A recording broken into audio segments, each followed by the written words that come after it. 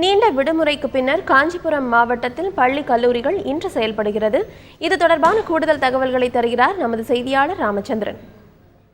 2 வார விடுமுறைக்கு பிறகு காஞ்சிபுரம் மாவட்டத்தில் அனைத்து பள்ளி மற்றும் கல்லூரிகள் இன்று திறக்கப்பட்டன. வடகிழக்கு பருவமழையால் வட மாவட்டங்கள் கடும் பாதிப்பை சந்தித்தது. குறிப்பாக காஞ்சிபுரம் மாவட்டத்தில் மிகுந்த பாதிப்பை எதிர்கொண்டது. இதன் காரணமாக கடந்த 13ஆம் தேதி முதல் நேற்று வரை 12 நாட்கள் அனைத்து பள்ளி மற்றும் கல்லூரிகளுக்கு மாவட்ட நிர்வாகத்தின் சார்பாக விடுமுறை அளிக்கப்பட்டது.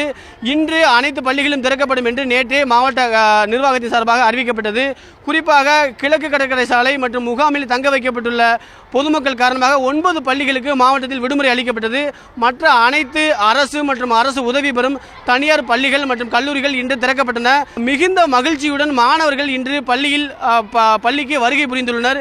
குறிப்பாக 2 வார காலமாக உடன்படிக்கக்கூடிய மாணவர்களை சந்திக்காததால் மிகுந்த ஒரு வருத்தத்தில் இருந்துள்ளனர். இன்று உடன்படிக்கக்கூடிய மாணவர்களை சந்திக்கும் மற்றும் ஆசிரியர்களை சந்திக்கும் மிகுந்த மகிழ்ச்சியோடு அவர்கள் வருகை புரிந்துள்ளனர்.